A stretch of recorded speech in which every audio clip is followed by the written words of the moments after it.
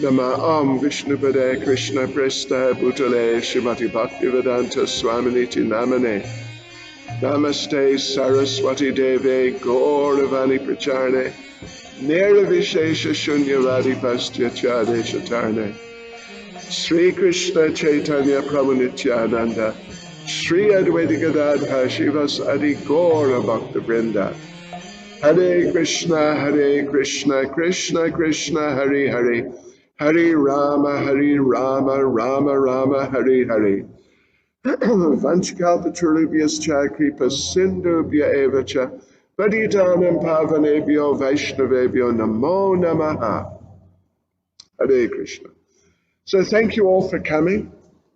We appreciate very much getting your association. We hope you're finding it interesting. We're moving on now into a new section. It's the fourth section in the second chapter. And it is basically about, it's introducing the subject of karma yoga, although it is referring to it, Krishna is referring to karma yoga often, or most of the time, or often, as buddhi yoga. Buddhi meaning intelligence, the yoga of intelligence, or in other words, connecting up with the Supreme Personality of Godhead through intelligence. Well, we'll see. As we go on, you'll see how Srila Prabhupada, even though the verses are not necessarily, I mean, sometimes they are, but they're not necessarily really about bhakti yoga, real devotional service as such, but more karma yoga, as we say, Prabhupada calls it buddhi yoga. But you will see how regularly, it's just relentlessly, you could say, Srila Prabhupada is translating even the actual Sanskrit words, karma yoga. Prabhupada is translating them as bhakti yoga, devotional service, Krishna consciousness, really. Even though, anyway, this is there a lot in Bhagavad Gita. Different subjects are discussed here and there, but Srila Prabhupada, to quite a degree, as I mentioned, I use the term relentlessly. He is just again and again bringing us to devotional service in Krishna consciousness, bringing us to bhakti. Because ultimately, that is the message, after all. That is the message of Bhagavad Gita. And us being, with respect, sometimes a little slow on the uptake. Sometimes we need to sort of get it pushed into our heads. Something like that. Okay, so this section then, karma yoga or buddhi yoga, it begins with our next verse, number 38, and it continues to verse 53. And here there are two subsections, secondary sections, and each one of those two devotees, forgive me for doing this to you, each one of those two is divided into two. Hare Krishna. So there is a bit of sort of jumping around back and forth. Don't mind too much. You're all students. Just write things down and then you know, it should be pretty clear. Let's see. Now, we mentioned, what did we mention? We mentioned how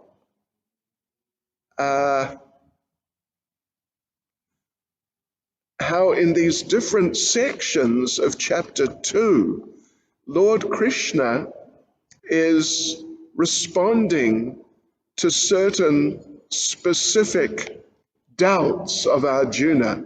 We were just dealing with those verses there, which were dealing with the subject of enjoyment. Yeah. Then the last one from, what was it, 31 to 37, that was dealing with sinful reactions. You think that if you fight, you'll be committing sinful activity, you'll get reactions. But actually, Lord Krishna says, if you don't fight, you'll be committing sinful activity, then you'll really get reactions. Whereas if you fight, you will not get sinful reactions. Now, in this section from 38 to 53, let's say, Lord Krishna is defeating the idea, again, actually, really, of sinful reactions, whether you're going to get them or not. So the two sections are, well, you know, they're really divided up. Anyway, listen to this. From 38 to 41, right now, the discussion is freedom from sinful reaction through fighting in a detached spirit or in Krishna consciousness. I don't know if you can write that down, or even if you've got it already in your study guide, I don't know. But freedom from sinful reaction through fighting in a detached spirit, either detached spirit or in Krishna consciousness. That's 38 to 41. It's also, write this down. It's also from verse 47 to verse 51. Okay. 38 to 41, 47 to 51. And then the second section, which is divided into two parts, is verse 42 to 46 and 52 to 53. 42 to 46, 52 to 53, and the message there is, rise above karma-kanda by knowing the ultimate goal of the Vedas. Rise above the karma-kandiya section of the Vedas and just karma-kandiya in general by knowing the ultimate goal of the Vedas. Very important information. It is just really important. So let us just dive into it. Let us dive into it by reading verse 38. So, yeah. So now this is, okay, let's read it, then I'll explain. Do thou fight for the sake of fighting, without considering happiness or distress, loss or gain, victory or defeat, and by so doing you shall never incur sin. So this is now above karma-kandiya, just fight because you're a kshatriya and it's just what you do. And, and then you get all sorts of mercy and blessings, and win or lose, everything's positive. It's varnashram. This is now going beyond that. Don't just fight because you're a Kshatriya, but fight for the sake of fighting. And don't worry about loss, gain, victory, defeat, happiness, distress. It is, you could say, the beginning of karma yoga. Yeah, we're just taking a little step into it.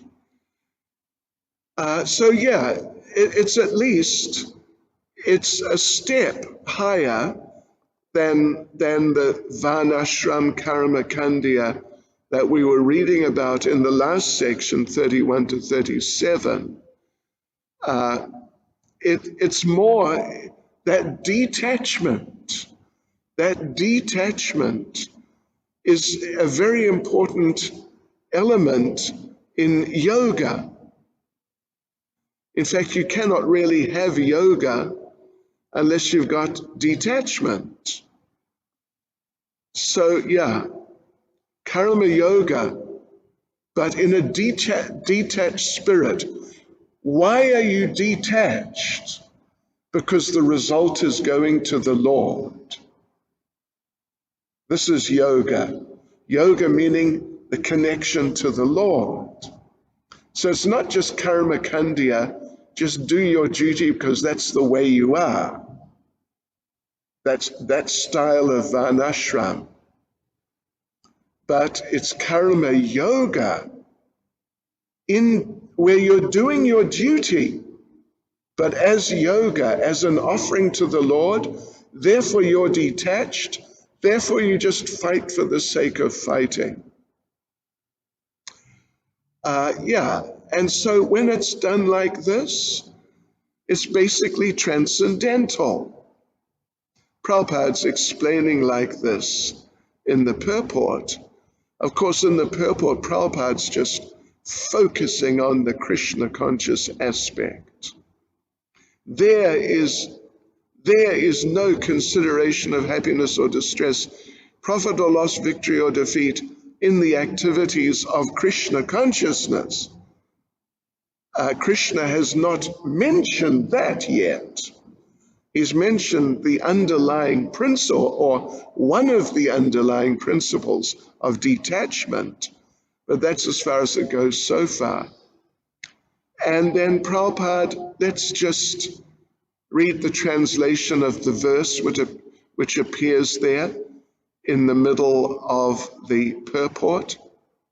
The idea is the devotee has no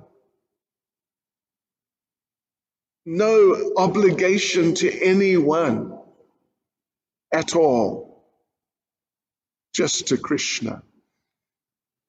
So anyone who's completely surrendered unto Krishna Mukunda, giving up all other duties, is no longer a debtor, nor is he obliged to anyone, not the demigods, nor the sages, nor the people in general, nor kinsmen, nor humanity, nor forefathers. But as Prabhupada says, he is surrendered to Krishna. So it's all going on in the context of service to Krishna. And Srila Prabhupada says something elsewhere. Prabhupada says, this is Brahma Bhuta prasanatma nashochati na kankshati. A devotee is always prasanatma, satisfied, because his happiness is to serve Krishna. His only business is to see Krishna happy, that's all. This is devotion. There may be loss or gain, there may be victory or defeat, there may be distress or happiness, it doesn't matter. He's not affected with this duality. This is Krishna's teaching. You do not consider whether it is a loss or a gain, but you have to see that Krishna is satisfied. Hari Toshanam. The real perfection of life is whether by your service Krishna is satisfied. That is perfection. You don't consider your personal victory or defeat, loss or gain, distress or happiness. Okay, so on to 39. Thus far, I've described this knowledge to you through analytical study. Now listen as I explain it in terms of working without fruit of results. O son of Prita, when you act in such knowledge, you can free yourself from the bondage of works. So the thing is here, you see, this is an important point to bear in mind. All that knowledge of detachment, you're not this body, and all these types of things, that gyan that was presented before, but without any real focus on action, just on the knowledge. Now, really what's going to happen is that knowledge of the soul is going to be mixed into knowledge of activity in yoga, working for the Lord. Yes. So, yeah. So it's an important transition in the second chapter and just in Bhagavad Gita. It's not just analytical, simply analytical. It is analytical, but combined with activity. This is buddhi yoga. So then we're in 39 in the purport here, and basically in the purport, it's the first paragraph is, anyway, Prabhupada's explaining this point just like we mentioned, that how it's a combination of the two, and how one will get real happiness by acting, by fighting in Krishna consciousness.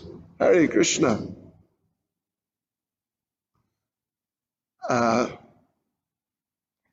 Jai Ram Govinda Maharaj ki Jai Ho. Haribol. Prabhupada explains in the first paragraph that actually this desire of Arjuna's not to fight, it's really just based on sense gratification.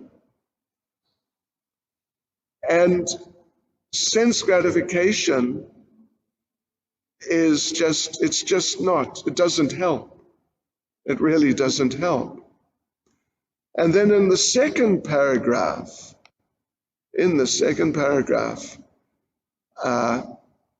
Prabhupada starts talking more directly about this buddhi yoga.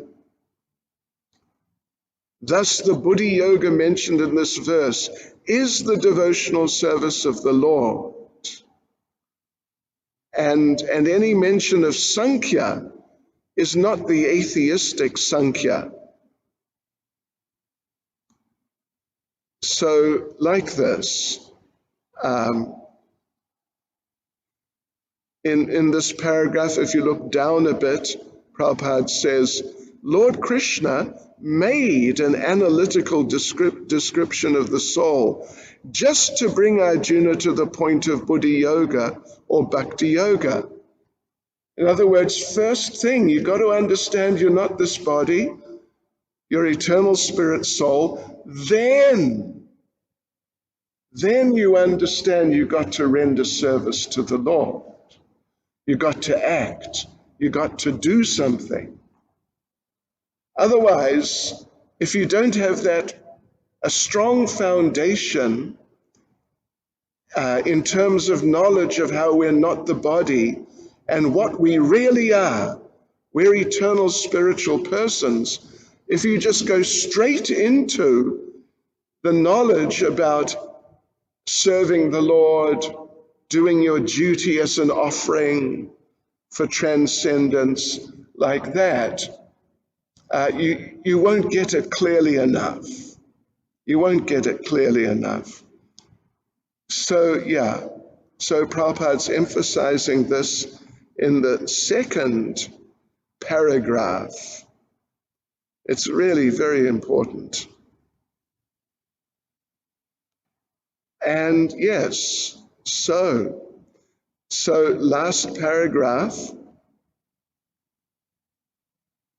One should therefore understand that buddhi yoga means to work in Krishna consciousness, in full bliss and knowledge of devotional service.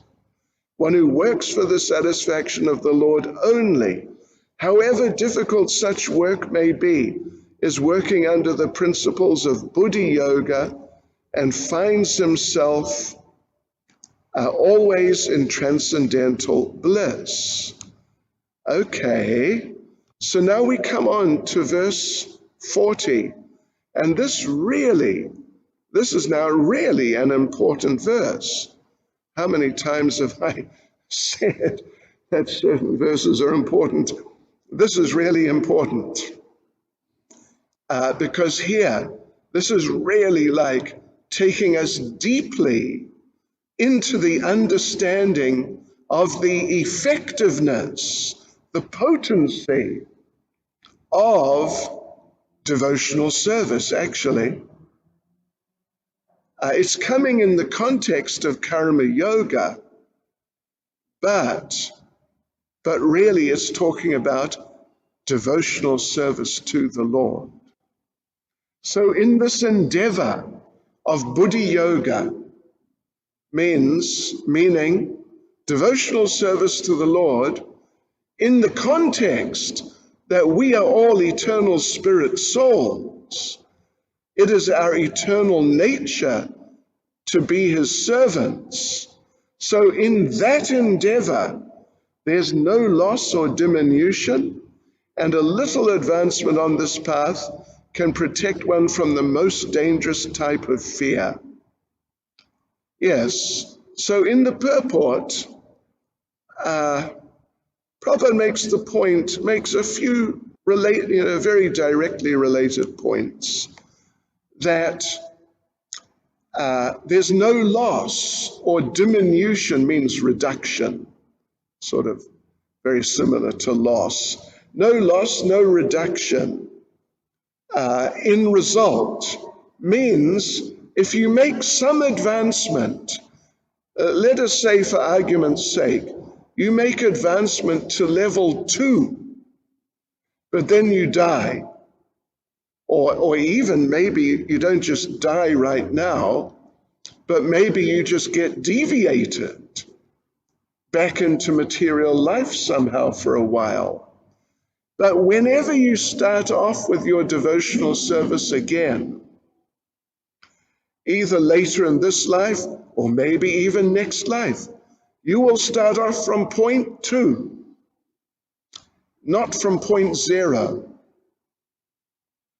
because there's no loss to the advancement made. And a little advancement can protect you from the most dangerous type of fear. Most dangerous type of fear means to take birth as an animal. Then you've got no chance.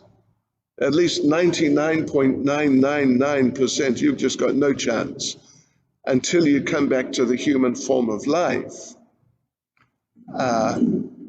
So that's the greatest type of fear. And even a little advancement protects you. And you know what example Prabhupada gives in the purport is a Jamil. It's in the first paragraph. A Jamil, down just before the verse which is quoted there, a Jamil performed his duty in some percentage of Krishna consciousness. Some percentage means not a lot. It really was not a lot. But the result he enjoyed at the end was 100% by the grace of the Lord. Just amazing. You couldn't have expected it. He had no idea. But by the grace of the Lord, his little advancement sort of paid off in the end. So let's just read. Prabhupada makes a comment here. Even if one falls down, there's no loss. Krishna is very clever. One may try to leave him, but he is not going to leave you. Once you come, he says, no, sir, you cannot go out. Just like a Jamil. He was a devotee in the beginning, but later had bad association of a prostitute and fell down. But Krishna took him in the end. Krishna is so kind that he thought, all right, this rascal is going out of my hands. Give him a child Narayan. He will chant Narayan, Narayan, and that will go to his credit.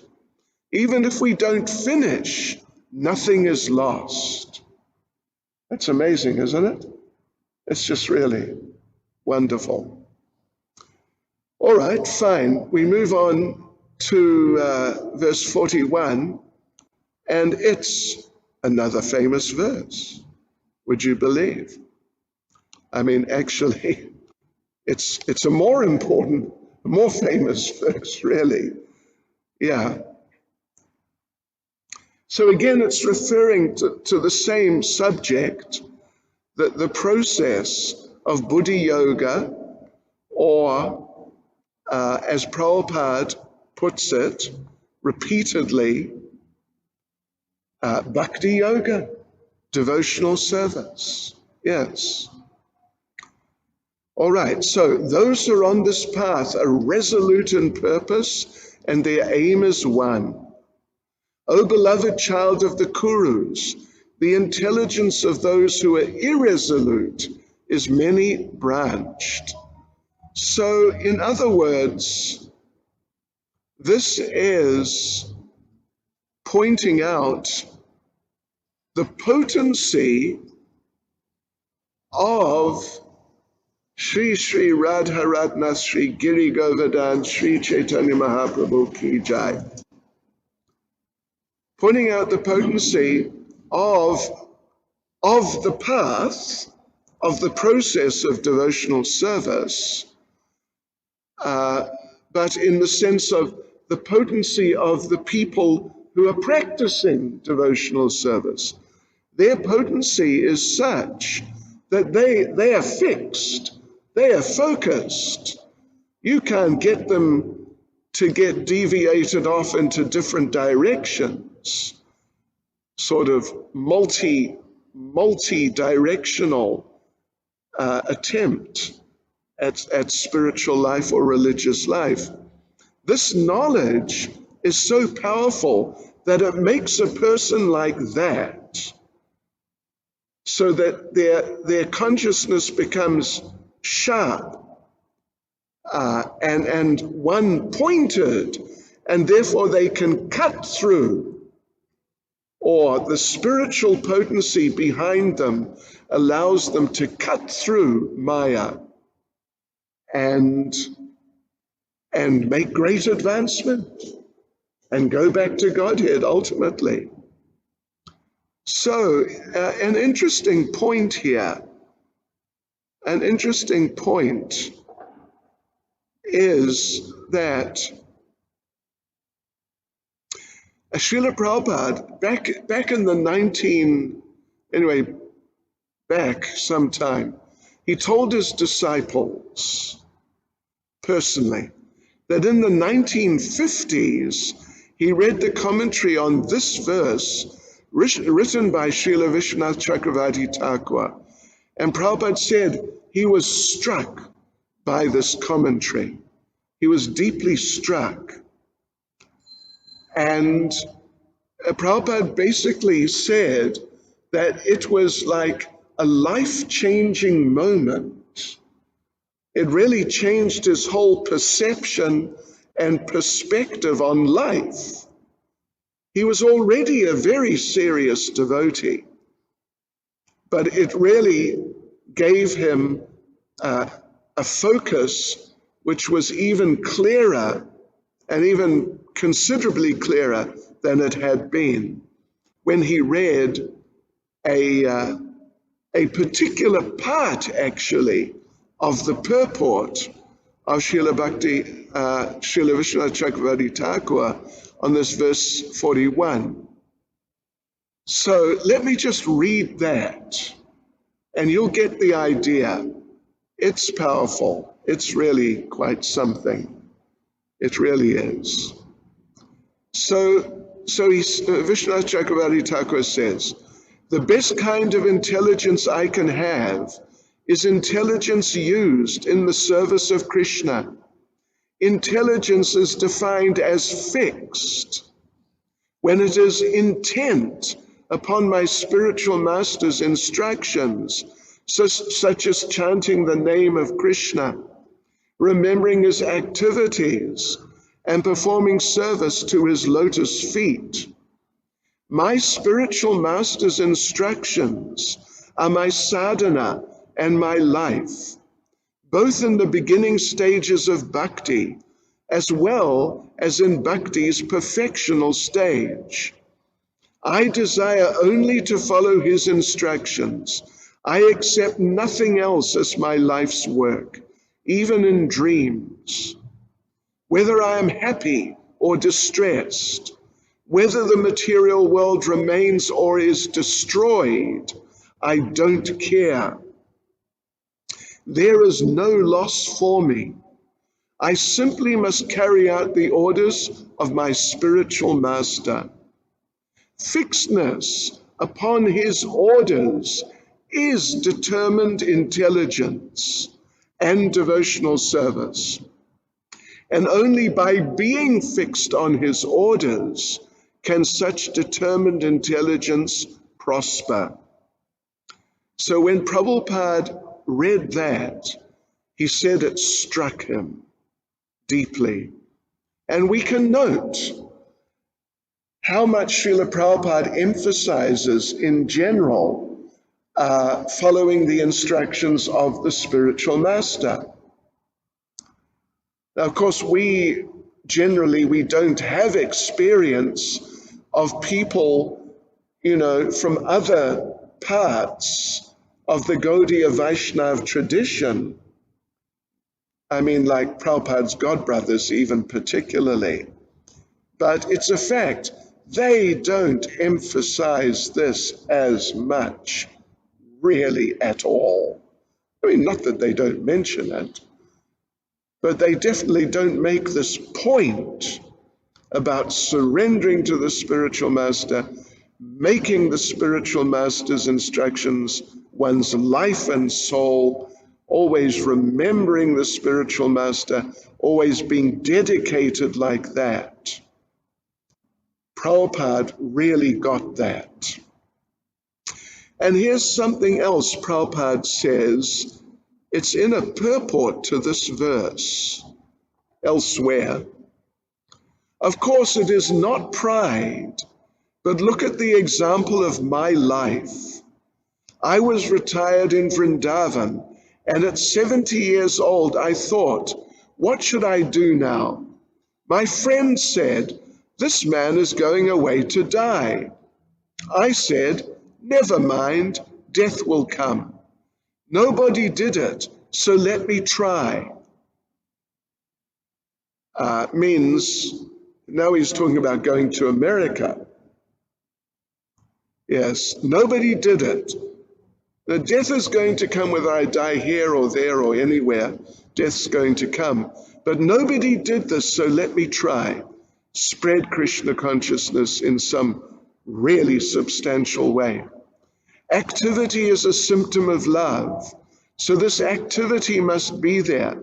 It doesn't matter what age you are, young or old. You must execute the order of the Supreme Lord, Lord Chaitanya, and your Guru.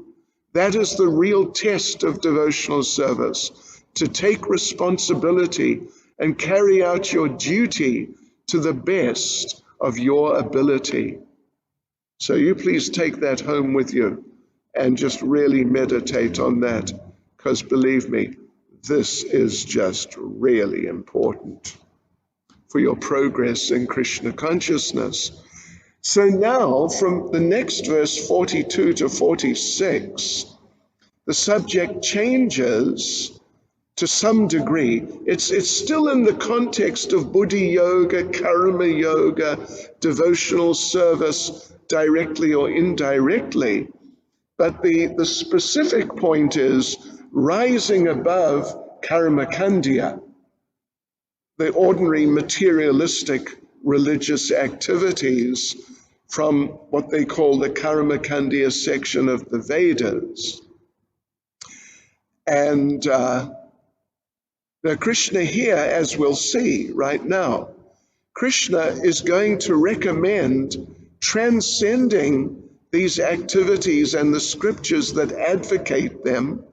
In this way, he's going to directly go against verses 31 to 37, which we read at the end last night, where Krishna encouraged Arjuna for karma-kanda, meaning varnashram, do your duty as a kshatriya, just because you're a kshatriya.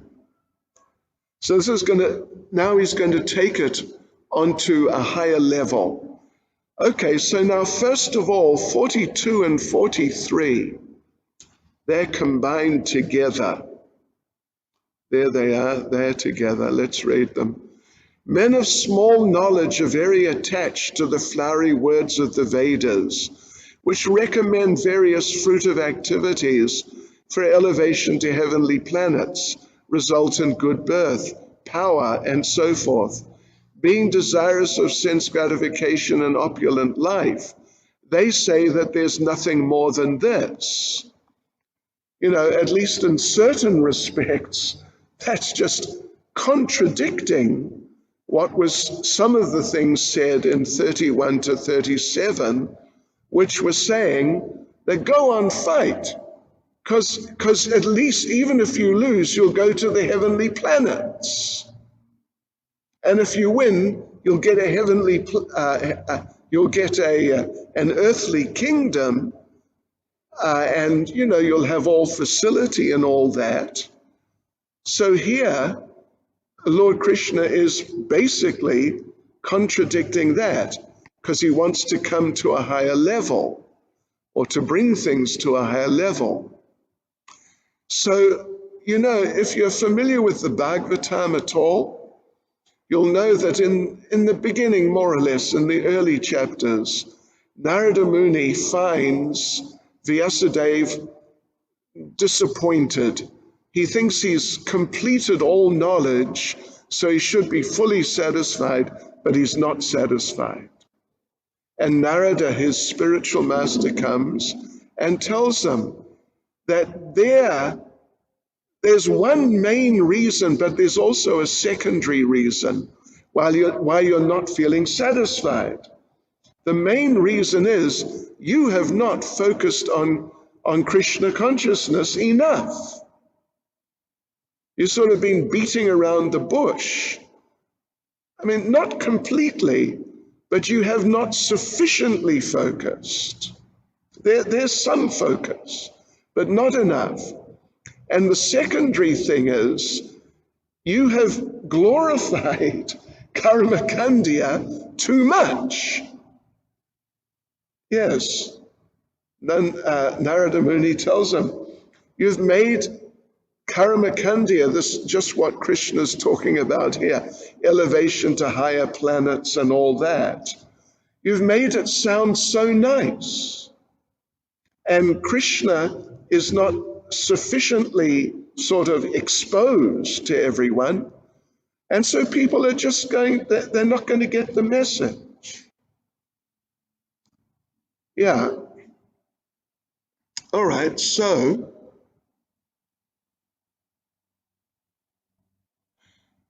okay, let's go on to,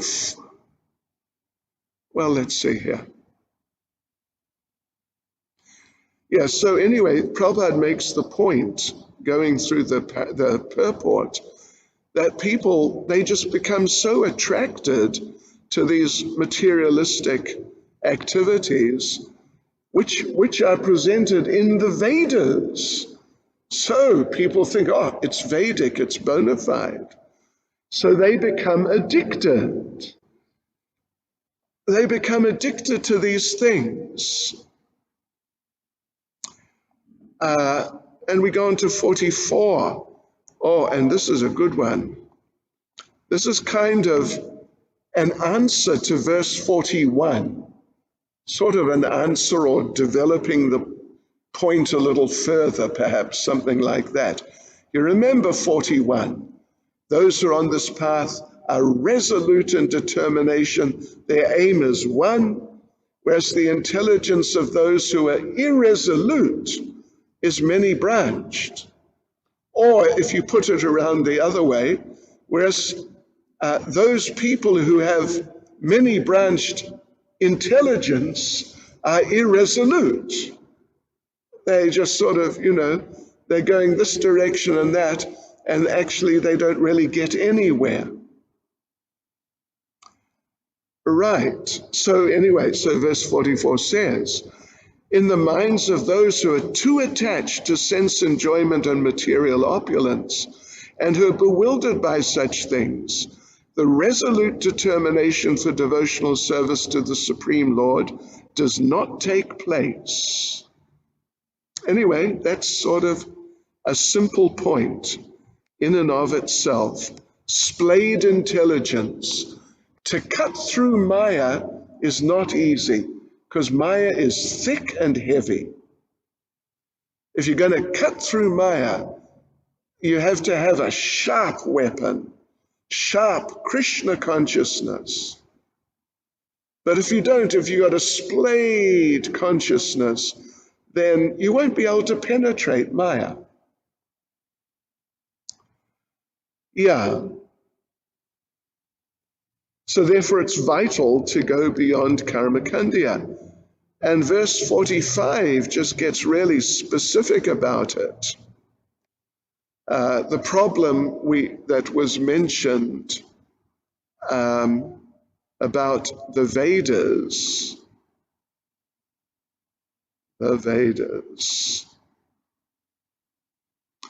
Yeah, in verses 42 and 43, the flowery language of the Vedas.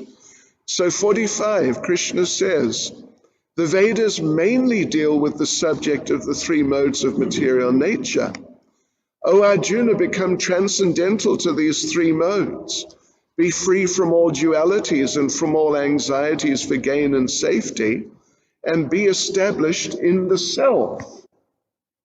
That's the same self he was talking about here in chapter 2 from verse 11 to verse 30, the first instructions about the soul. So be established in that knowledge, but without being distracted by the Vedas or the karma-kanda section of the Vedas. Yes. I mean, it's a little interesting. This is the first mention of the subject of the three modes. Later on, there'll be a whole chapter about the modes, actually, and even more.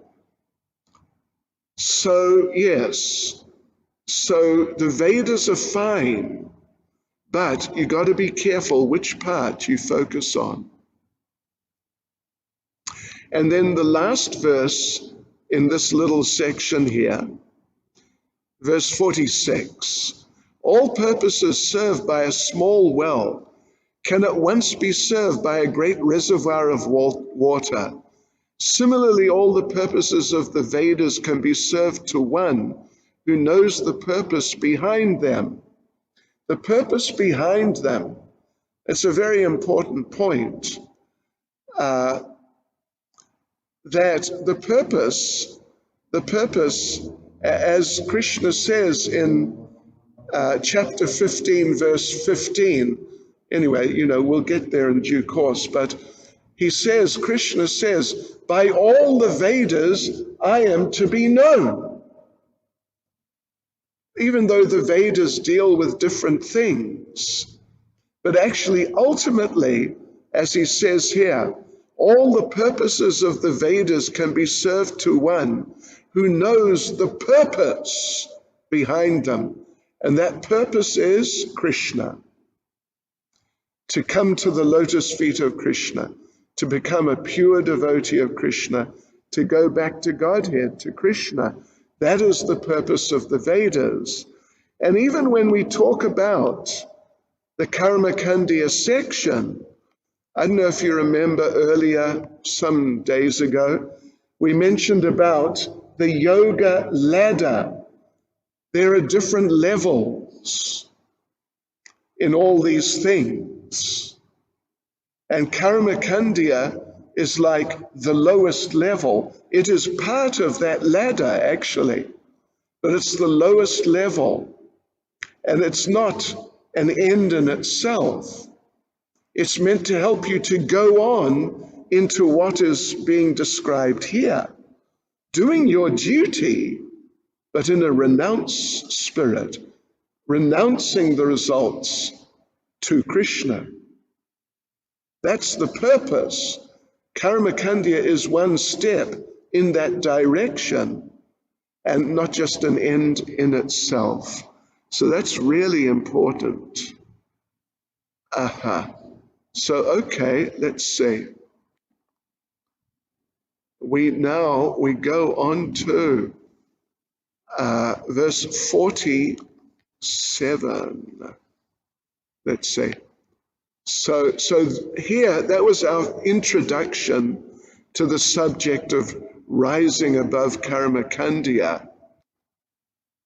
And now, from 47 to 51,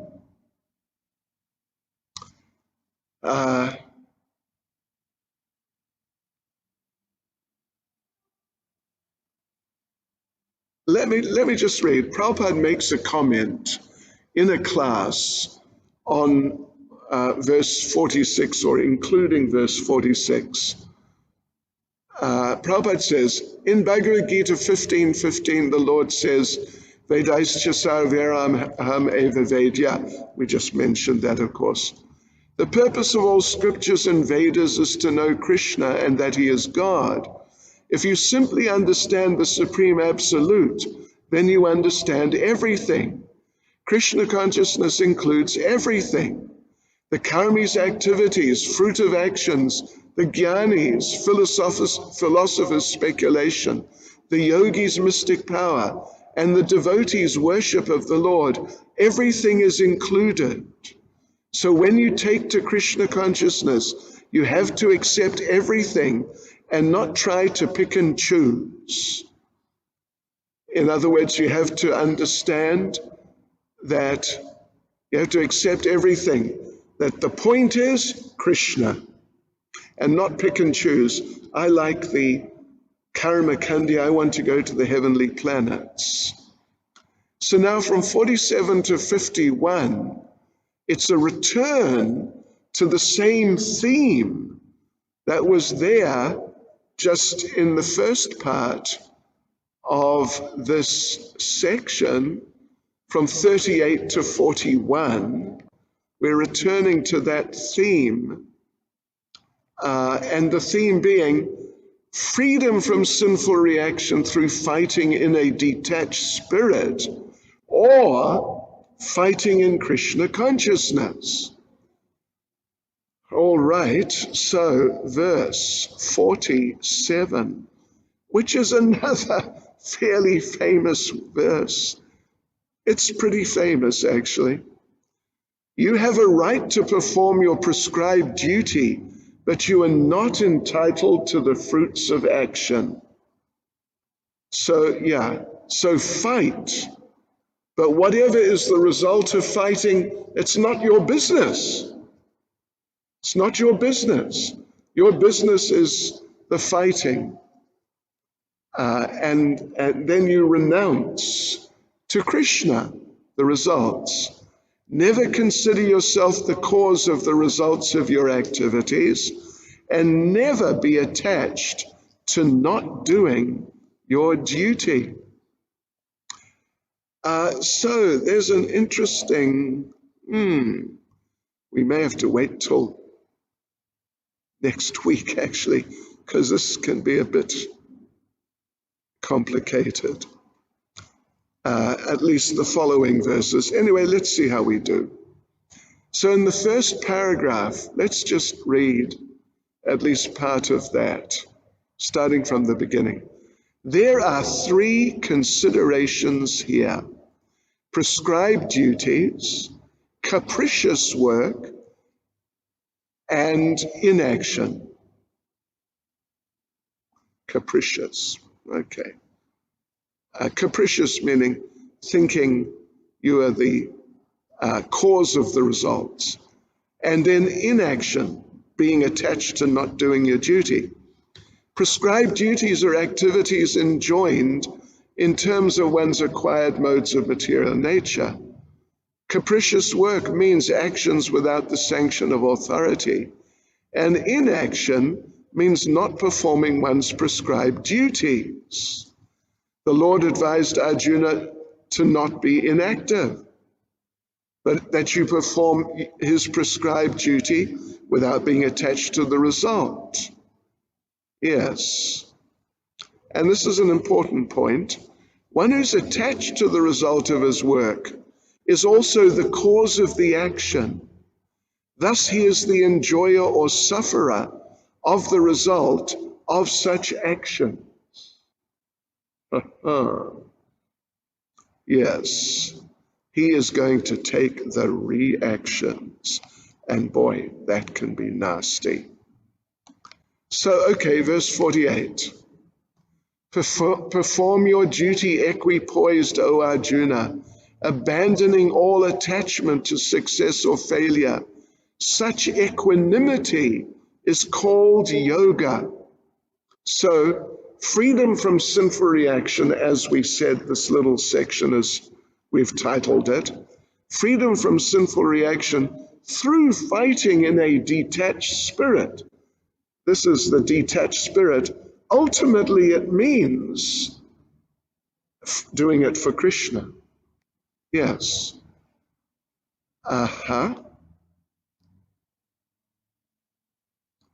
Yes. So this means doing, as Krishna said in 47, doing your duty for the Lord without attachment to the results for yourself. Follow the dictation of Krishna. And verse 49. O Dhananjaya, keep all abominable activities far distant by devotional service. Devotional service. Prabhupada is translating buddhi yoga as devotional service. Like we said, Prabhupada just again and again does this. Things which are sort of, maybe more on the karma yoga side, or, they've got a bit of devotional service. Prabhupada brings out devotional service because that's the ultimate goal of Bhagavad Gita. So keep all abominable activities far distant by devotional service, and in that consciousness surrender unto the Lord. Those who want to enjoy the fruits of their work are misers. And Prabhupada makes an interesting point in the purport. Let's see, it's sort of in the middle of the purport. Except for work in Krishna consciousness, all activities are abominable because they continually bind the worker to the cycle of birth and death.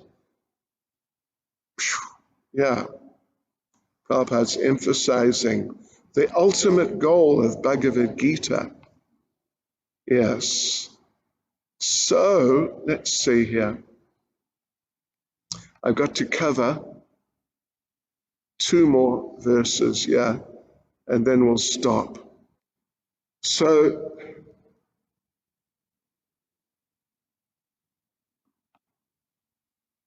verse 50, a man engaged in devotional service, and again Prabhupada's translating buddhi, in this case buddhi yukta.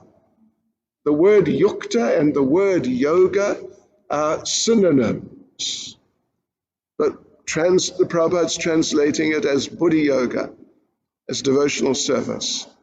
A man engaged in devotional service rids himself of both good and bad reactions even in this life.